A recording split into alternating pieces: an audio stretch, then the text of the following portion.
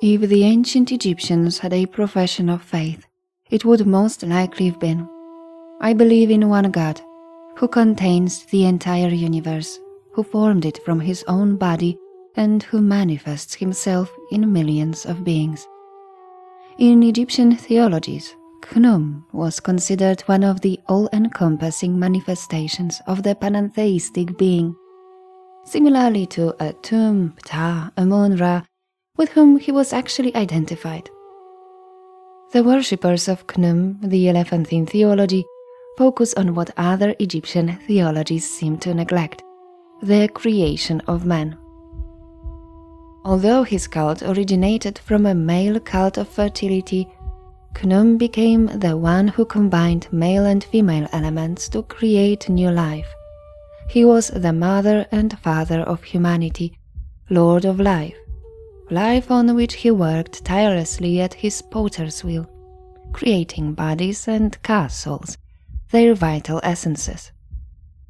Egypt's primary birth god, whose cult women were especially devoted to, the fashioner, the potter who creates all beings. His hymns are full of literal, often surprising references to the advanced knowledge of the ancients regarding physiology and biological processes.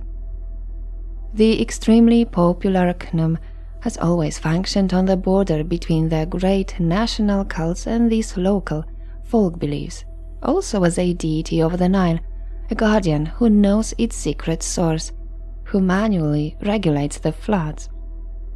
What's really behind the enigmatic image of the ram-headed god? Hello everyone, my name's Irena. Welcome to my channel Ancient Sites Girl. I invite you to a podcast about the history of ancient Egypt. Today I'll tell you about one of its oldest and most important gods, Khnum, who seems to be somewhat forgotten today. What was the role of this incredibly complex deity for 3,000 years? What role did his animal play in Egyptian religiosity? And what do we know about Khnum's followers and cult centers? To find the answers to these questions, we will reach, as usual, for original ancient texts.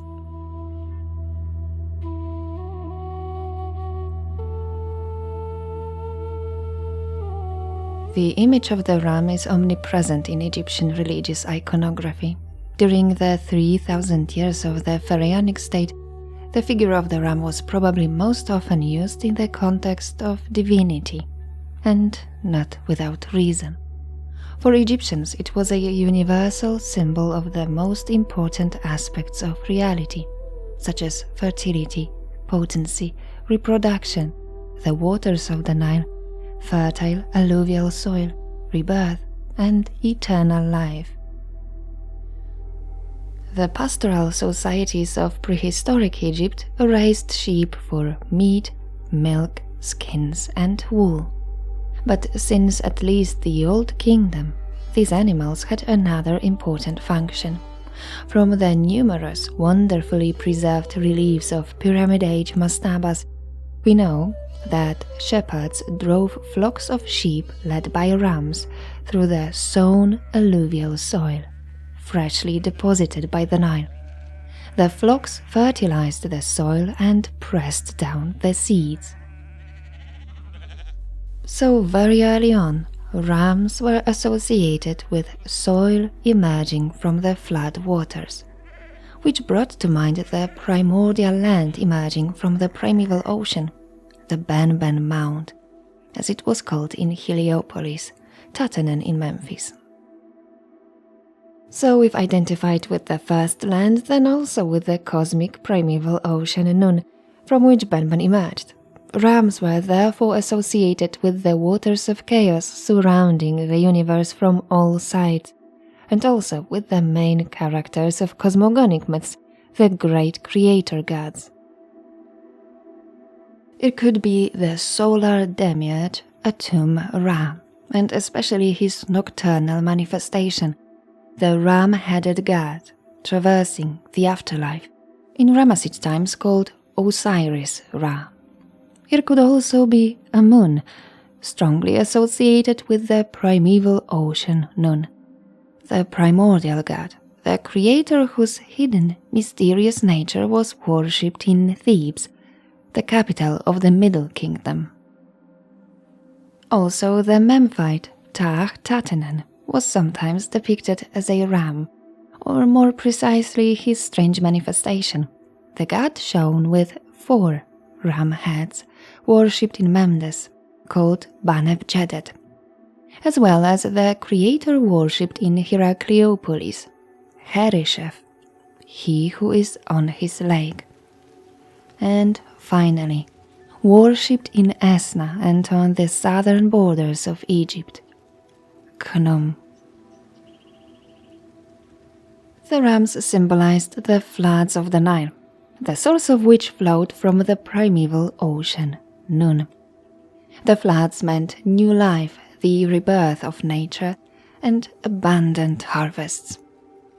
The ancient Egyptians associated the process of cultivating plants with sexual behavior, and their ram gods with fertility, especially male fertility.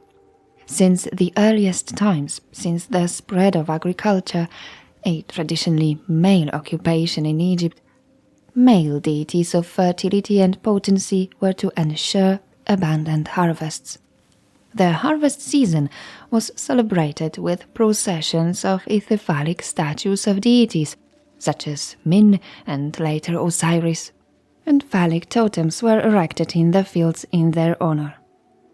The hieroglyphic symbol of the phallus was used as a determinative for the creation of grain and for fields fertilized by the flooding Nile. The Egyptians, who carefully observed nature, noticed, of course, that the reproductive organs of rams are proportionally larger than those of males of other species. The size of a ram's testicles in relation to its body mass can be 25 times greater than that of the average man. The age-old cult of fertility was particularly strong in the cult of Khnum, as we'll soon find out. Khnum and his counterparts from other regions of Egypt were depicted with a distinctive, wavy set of horizontal horns. This is a feature of an extinct subspecies of Barbary sheep called Ovis longipes paleo aegypticus. It seems that these sheep became extinct in Egypt already at the end of the Middle Kingdom, around the 18th century BC, but their corkscrew horns remained an important iconographic element until late antiquity. They decorated a particularly extensive hem crown, which was often assigned to deities. It combined Osirian and solar elements. Most often, the hem included the triple crown of Osiris, Atef, as well as solar discs and uraei. During the Middle Kingdom, a new breed of sheep from Asia was introduced to Egypt, the now also extinct Ovis platyra aegypticus. This species is better known to us from ancient statues. Its spiral horns can be seen, for example, on the ram-headed sphinxes that adorn the sanctuary of Amun in Karnak. Freestanding statues of Khnum also have spiral horns, while in reliefs and paintings he is more often shown with the traditional horizontal wavy horns. The ram-headed pharaoh, strutting or sitting on a throne, the most popular of Khnum's images, was created relatively late. In the Old Kingdom he was almost always shown as an animal, and this was the time when his cult seems to have been the strongest, with a distinctly national character. Khnum, representing kingship, was chosen as a patron deity by the ruler of the 4th dynasty, the famous Khufu, the creator of the Great Pyramid of Giza from the 26th century BC. Khufu's full name was Khnum Khufu, protected by Khnum, whereas his Horus name was Hor-Maggedu, Horus the Smiter.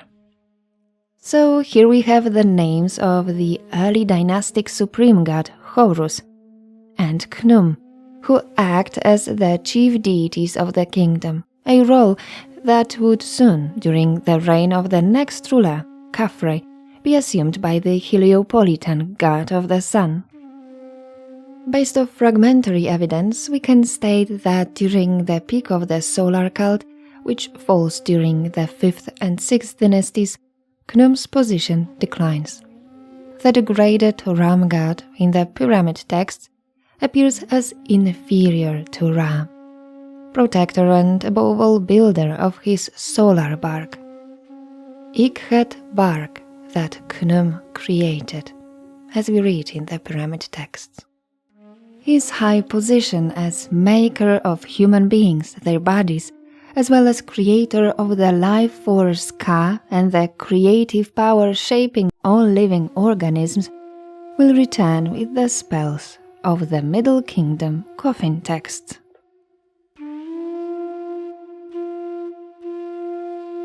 The word Khnum in the language of the ancient Egyptians means source, but also well and cistern. According to researchers using the transcription of the so-called classical Egyptian language formed in the Middle Kingdom, his name was pronounced Khenemu or Kanamau.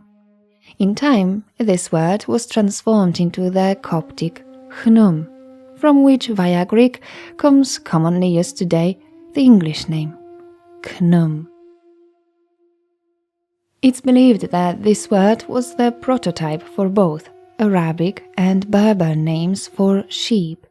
The Egyptians themselves probably called sheep and rams the onomatopoeic Ba. In any case, the Egyptians wouldn't be themselves if the name of such an important deity didn't have more than one meaning. So his name is also a theological formula. Khenem means to join, to unite, which refers to the most important function of Khnum, the creator and guardian of all living creatures. The creation of man on a potter's wheel is a theological concept that has appeared in Egyptian religion since the beginning of written sources. At least since the Middle Kingdom, this idea has been associated with the ram-headed god. Khnum is the maker of all living creatures. He constantly designs, creates, but also supervises all life functions.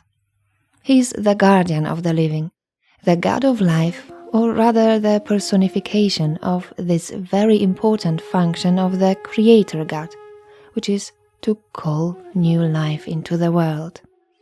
On the columns of the temple of his Upper Egypt great sanctuary in Esna, we read, "Great God, foremost of the Ennead, who assembled everybody on his potter's wheel, procreating ram, who makes semen in bones, and bound the seed of gods and people, who creates the egg, and enlivens the chick, who made the gods, who produces humans, and begets all living things. For Khnum, bull with testicles, who assembles wombs, having created all that exists." As we've just heard, the great Ram god is endowed with the traditional attributes of male fertility.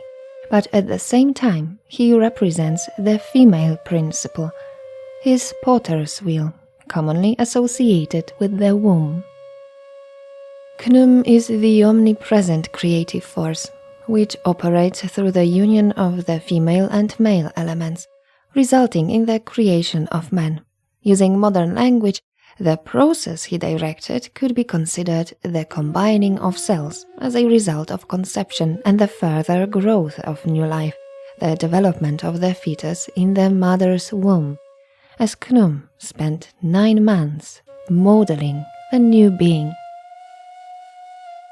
He's entitled The Mother Who Bore the Gods and The Sole One Who Gave Birth to Mankind, Mother and Father of everyone. Like Atum, known from Heliopolitan myths, self-fertilizing and giving birth to the first pair of gods, Khnum doesn't need a partner to create new life. He is the procreation himself.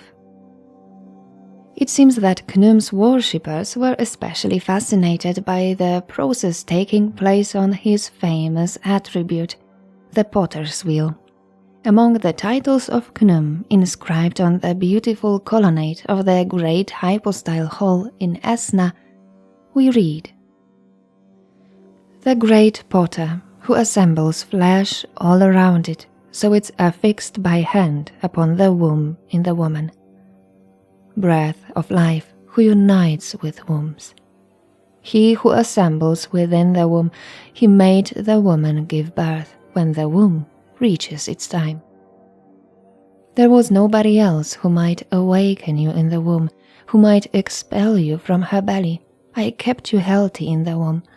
I fashion all wombs."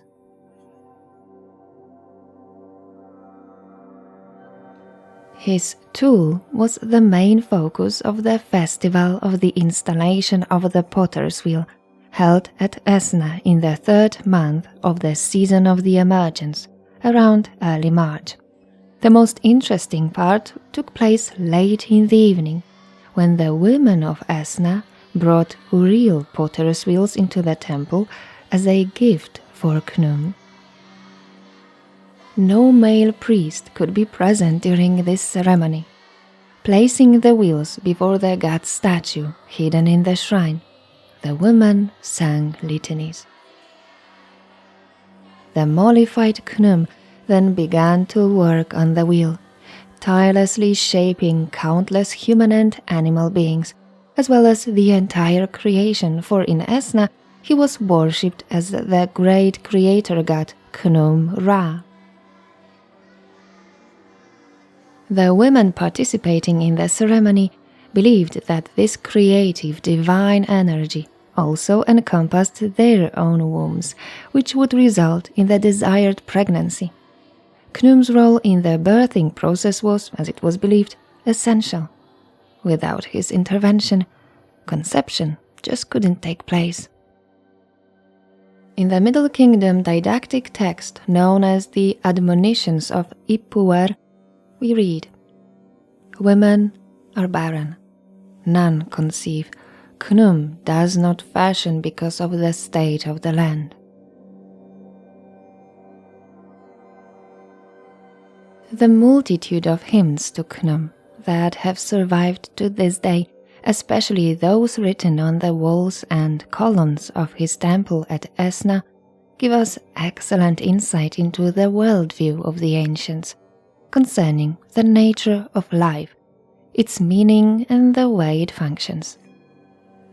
We know, for example, that they considered the moment of conception to be the beginning of life, in which they would undoubtedly agree with contemporary Christian theologians.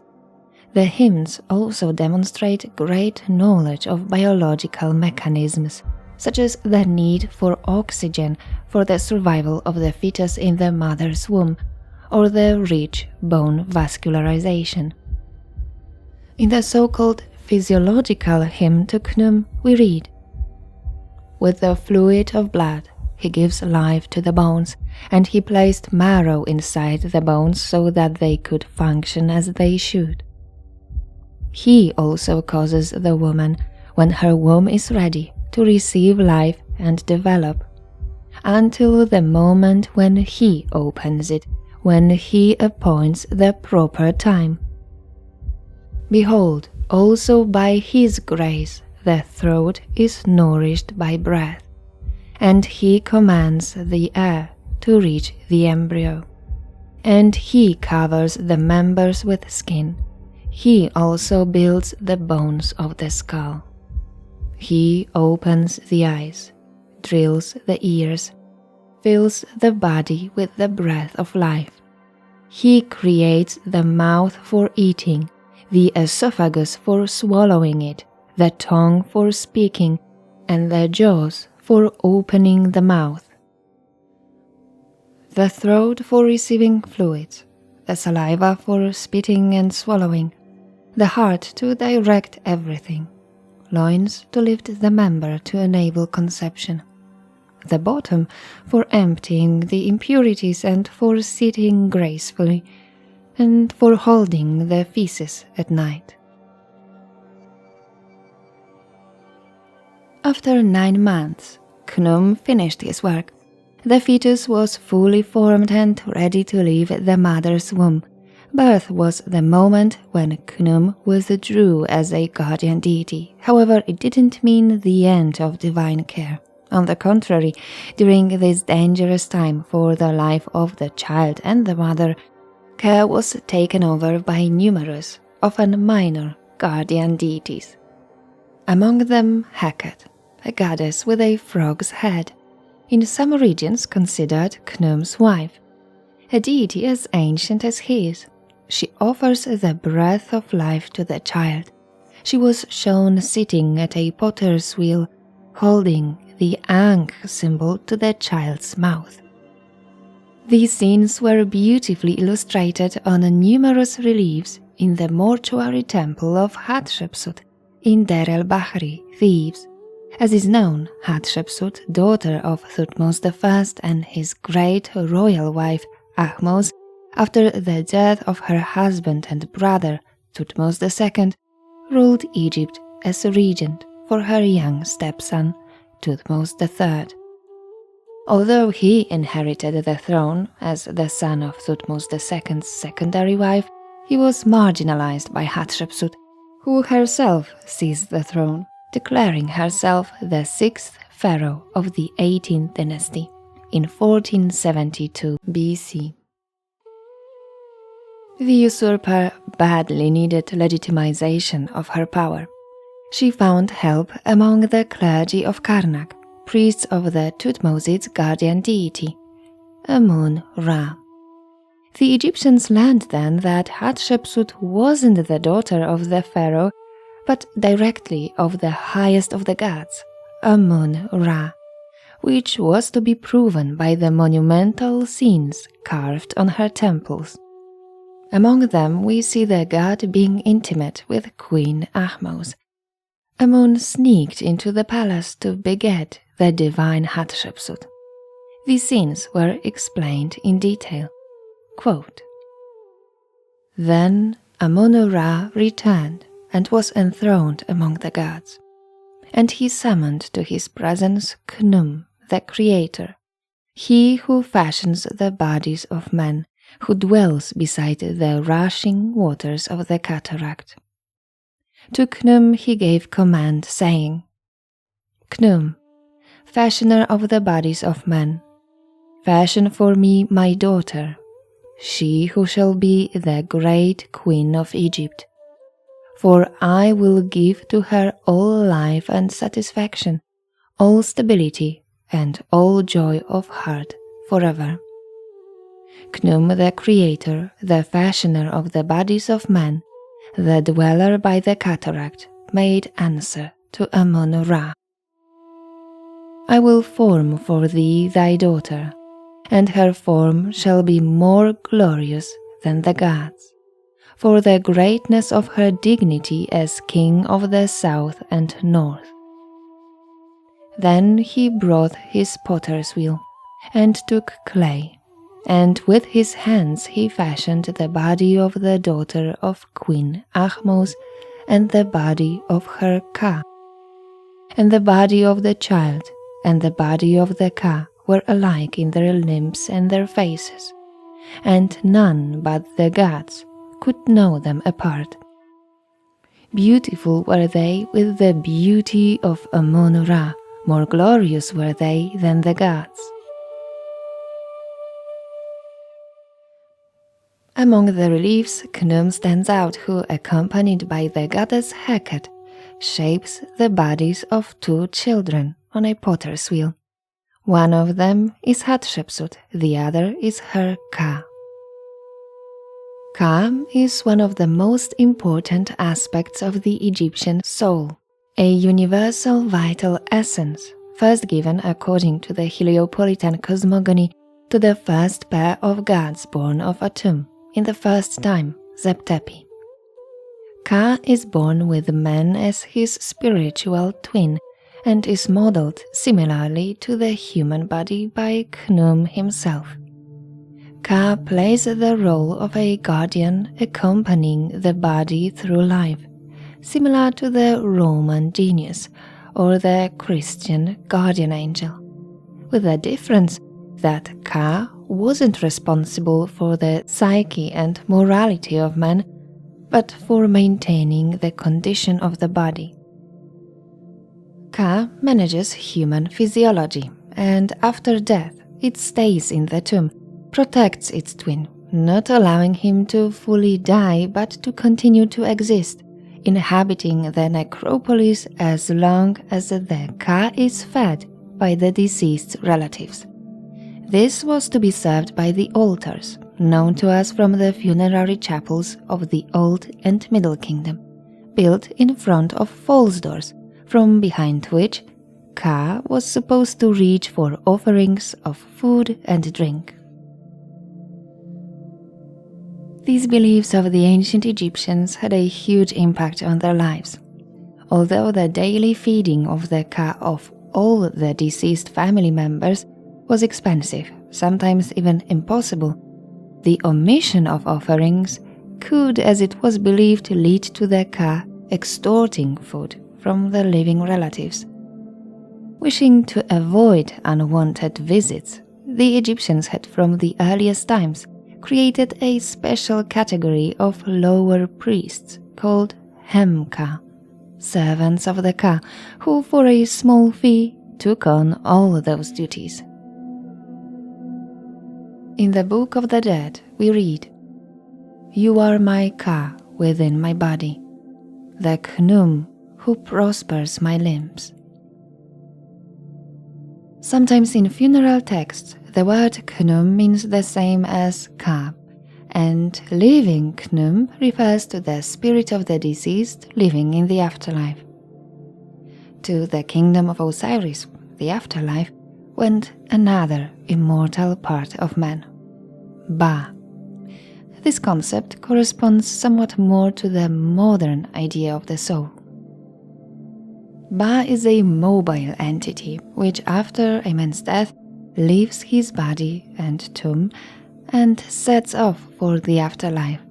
Once only the pharaoh had such a perspective, but the religion of Osiris, which appeared in the late Old Kingdom, opened the heavens for everyone. Interestingly, sometimes the word Ba was written using the sign of a ram, which, as we already know, the Egyptians called Ba. The deceased, on the other hand, were often described using the symbol of a scarab, Keper, he who becomes, but as a scarab with a ram's head, which actually meant he who became a soul. As the creator of Ka, Khnum was commonly identified with the human soul as such. Both Kas and bodies were modeled by him like pottery, so naturally he also became the protector of potters. The material he created from doesn't allow us to forget his most likely original functions: a deity associated with the Nile, its sediment, and generally with water, with which as the god of life he had to be associated. The creation of man was considered to be the result of perfect balance, the mutual interaction of two forces, water and earth. As a good potter, Khnum couldn't use too much or too little water, but only the right amount, so that the material would gain the right density for processing. Such a harmoniously shaped man is destined to function in a community organized according to divine law, a collective serving Maat. In Egyptian religious texts, man, apart from the king of course, took on individual characteristics only after death. There's no Egyptian text about the first human pair, about the creation of individual first people. Instead, the god Khnum constantly creates each new body and endows it with life. Humans have either always existed, according to cosmogonic myths, or was created along the way, more as a side effect than from the creator's intentions. For example, in the myths about the solar eye, the wandering goddess, or the heavenly cow, we learn that amun-ra, moved by the return of his daughter, cried, and from his tears humans were created. The emotional exaltation and unclear view caused by the crying of the god were supposed to explain the imperfection of human beings, the accidental creation, rather than a conscious, planned act. Humanity appears in the world unexpectedly and immediately as a whole. We find an interesting exception in a hymn written on one of the columns of the Temple of Khnum in Esna from Roman times. It concerns the creation of foreign, non-Egyptian peoples who were created to share their wealth with Egypt. Quote, "Formed all on his potter's wheel. Their speech differs each region and clashes with that of Egypt. He created precious things in their lands that they might bear their products abroad. For the Lord of the Wheel is their father too, Tatanen, who made all that is on their soil. They produce their supplies, thus the people of Ibhat, to nourish themselves and their children. The wheel turns every day." The modeling of men from clay seems to be a common motif among the creation myths of the ancient Middle East. Some scholars find in their opinion many analogies between the cosmogonic myths of Egypt, especially those of Memphis, and the biblical book of Genesis, its first part about the creation of the world. The fragment concerning the creation of humans can only be compared to the Elephantine cosmogony, a tradition that focuses on the creation of biological life by Khnum. According to some, the Old Testament creator may have originally been seen as a potter forming the first man. Both Egyptian and Hebrew texts use the phrase breath of life to make man a living being. However, these very interesting issues deserve a separate podcast. Khnum means source. It was clear to every Egyptian that the ram-headed god was the guardian of the source of their mighty sacred river. Khnum personified the mythical source of the Nile, which was supposed to flow from a mysterious cave located somewhere under his island, Elephantine. Each year, Khnum personally opened a canal connecting the river with the cosmic primeval ocean Nun, thus causing the life-giving flooding of the Nile. So every year he created Hapi, the flooding Nile. Hapi was depicted by the Egyptians as a naked man with blue skin, hanging breasts and a large belly, symbolizing fertility.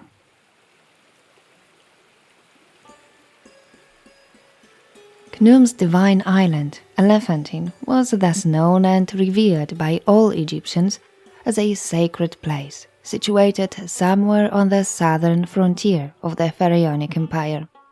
It was a symbolic boundary between Egypt and Nubia, like the nearby First Cataract of the Nile.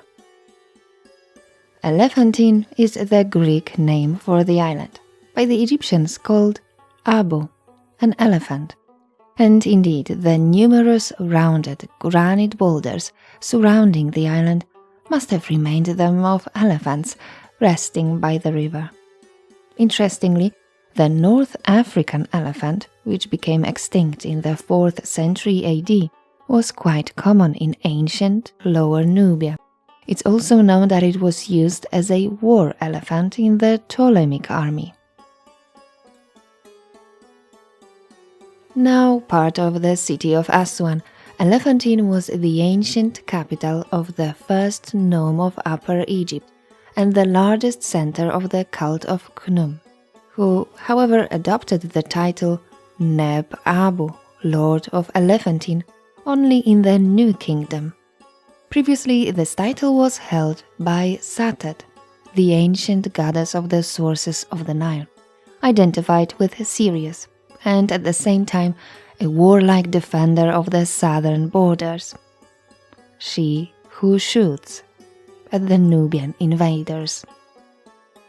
Her first temple on the island was probably built in pre-dynastic times, before 3000 BC, and was expanded over the next 3000 years. The cult of Khnum, according to archaeologists, appeared on the island during the 3rd dynasty. He formed the Elephantine triad with Satet and their mythological daughter, Anuket. The latter, the Lady of the Cataract and protector of the southern border, was identified with the daughter of the sun, the solar eye of Khnum-ra. Her characteristic image with a high-plumed headdress is ubiquitous on the island of Sehel, located below the first cataract, a magical place that I had the chance to visit. It's a steep and rocky place, bristling with granite boulders decorated with numerous inscriptions and images of gods. They were scratched on for thousands of years. Among them is the most famous famine stela, inscribed into a large natural block of granite, probably in the time of Ptolemy V, in the 2nd century BC.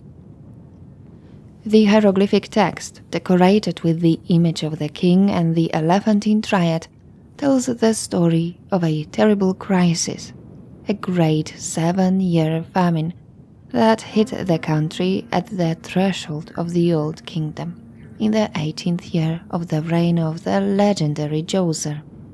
We read, Hapi had failed to come in time in a period of 7 years. Grain was scant, kernels were dried up, scarce was every kind of food. Every man robbed his twin, those who entered didn't go. Children cried, youngsters fell, the hearts of the old were grieving. Legs drawn up, they hugged the ground, their arms clasped about them. Courtiers were needy, temples were shut, shrines covered with dust. Everyone was in distress. To resolve the crisis, Djoser sends his official and architect, the famous Imhotep, to search for the source of the Nile. Imhotep describes the source he found. Quote, There is a town in the midst of the deep, surrounded by Hapi, Abu by name. It is first of the first nome to Wawat, earthly elevation, celestial hill, seat of Ra when he prepares to give life to every face. Its temple's name is Joy of Life. Twin Caverns is the water's name. They are the breasts that nourish all. It is the house of sleep of Hapi. He grows young in it in his time.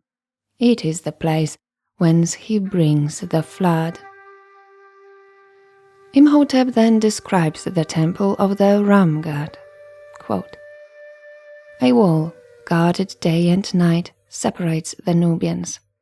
There is a mountain massif in its eastern region of Elephantine, containing all the ores, all the precious stones and all the things sought for building the temples of the gods of the north and south, the stalls for sacred animals, the pyramid for the king, all statues that stand in temples and in sanctuaries.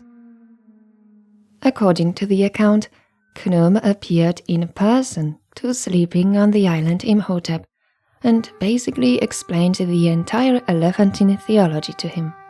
Quote, "I am Khnum, your creator. My arms are around you, to steady your body, to safeguard your limbs. I am master of creation. I have created myself, the great ocean which came into being in past times, according to whose pleasure the Nile rises. For I am the master who makes. I am he who makes himself exalted in Nun, who first came forth, happy, who harries at will, fashioner of every body, guide of each man to their hour. I am Tenon, father of gods, the great Shu, living on the shore. The two caves are in a trench below me. It's up to me to let loose the well. I know the Nile. Urge him to the field. I urge him. Life appears in every nose. I will make the Nile swell for you, without there being a year of lack and exhaustion in the whole land. So the plants will flourish, bending under their fruit." Djoser, grateful to the great god for his intervention, decreed the granting of large estates to the temple, the shores in the vicinity of Elephantine with their ports and settlements, and the right to high duties levied by the temple on all goods brought to Egypt from Nubia. The privileges were granted irrevocably and forever. Although the text of the famine stela is written in an archaic style characteristic of the Pyramid Age, most scholars agree that it's merely propaganda by the priests of Khnum from the 2nd century BC, a publicized protest reaction to the expansion of the neighboring religious center, the sanctuary of Isis on the island of Philae, an expansion that threatened the interests of the much older sanctuary of Khnum. We know that the cult of Isis flourished in Ptolemaic times, and the influence of her priests reached far beyond the southern borders. This wasn't the first problem that the priests of Khnum had to face.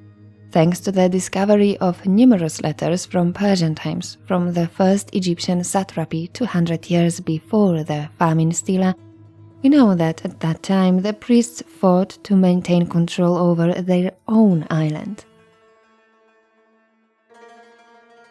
Elephantine under Persian rule was a cosmopolitan city, where in addition to the Egyptians there were Babylonians, Bactrians, Caspians, Persians and Arameans serving in the Achaemenid army.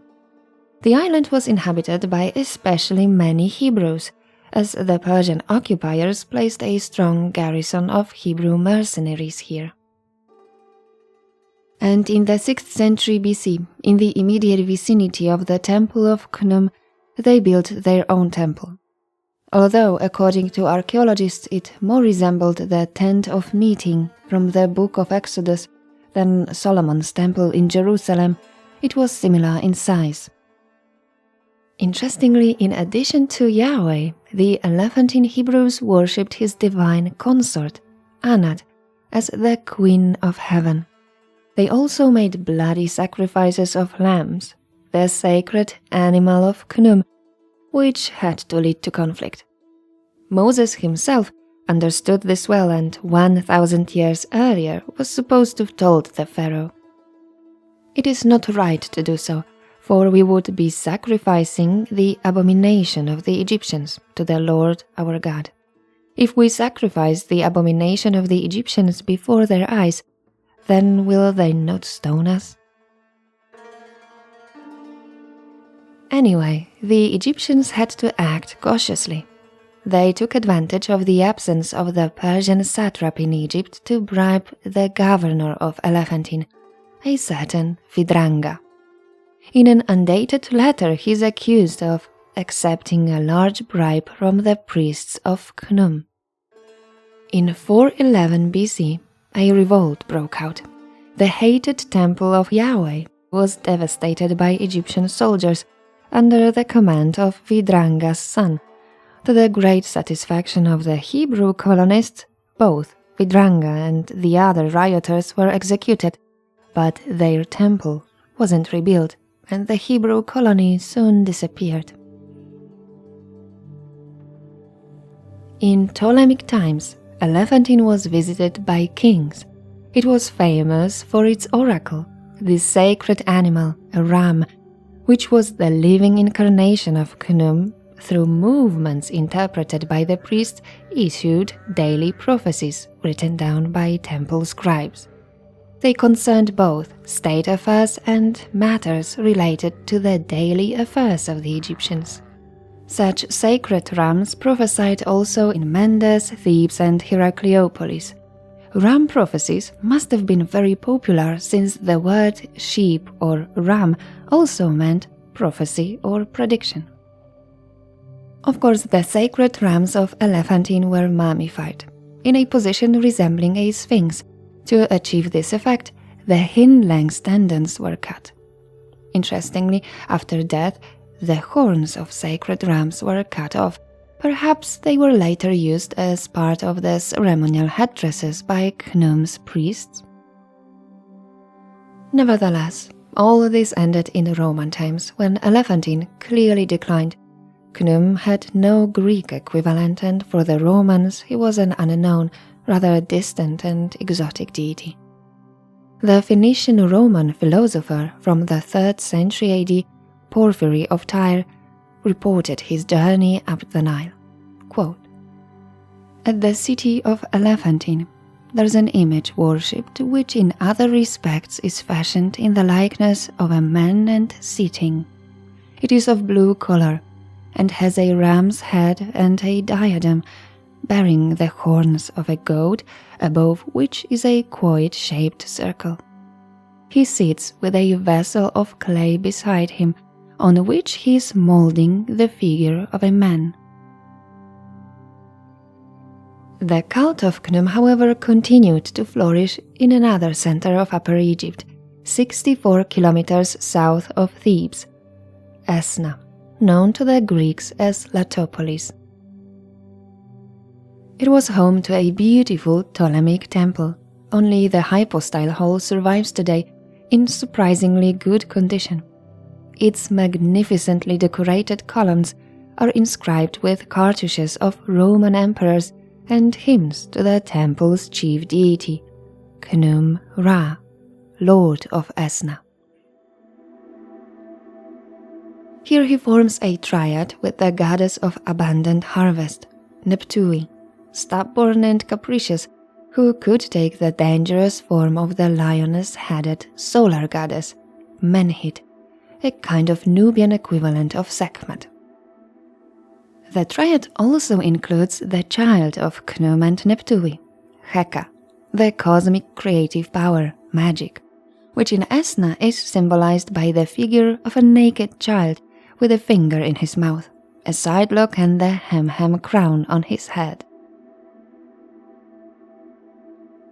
Although the temple is devoted primarily to Amun-ra, he shares it with another important deity, the prehistoric mother goddess Neith, worshipped at Sais in the Nile Delta as the self-born of the waters of chaos Nun, the great creator. Khnum is mainly depicted in the southern part of the temple, in accordance with the location of his main cult center on Elephantine, whereas images of Neith decorate the northern part of the temple, so she's closer to her Sais. In fact, both deities represent a single, nameless, all-powerful creator god who has revealed himself as both the male god Amun-ra and the female deity Neith. In ancient times, the temple was called interchangeably Temple of the Father and Temple of the Mother. In Esna, Khnum was identified not only with the sun, but also with the Memphite creator Ptah and the oldest deities of the Great Ennead. In one of the hymns we read, "For Khnum Ptah Tatanen, great Nun, father of the gods, for Khnum, who arose from Nun while the earth was in darkness, who made what is and created what exists, for Khnum, who hid his name from his children, who made secret his body for those who came forth from him, for Khnum Ptah Shu, who created what exists. He began the wind. One hears his voice, but he is not seen. For Khnum, the very great, august column of air, of millions of cubits, he who supports the sky through his handiwork. For Khnum Ptah, who lifts up the sky, Heh, who elevates Nut. For Khnum, who establishes the firmament through his handiwork. For Khnum, who made the duat for his corpse, along with the blessed dead. For Khnum, Ba, who sails across the sky, encircling those above and below. For Khnum, great sun disk, who shines in the Akhet, millions see through his beautiful face. Amun-ra of Esna was therefore the only god who contains the entire universe, manifested in millions of forms. But the rites of Esna focus on one, most important aspect of the creator for the ancient Egyptians, the creator of life. This was the purpose of the aforementioned bringing of the pottery wheels by women, as well as the morning hymns sung every day by the priest to the statue of the god, the ram-headed Khnum, the source of life.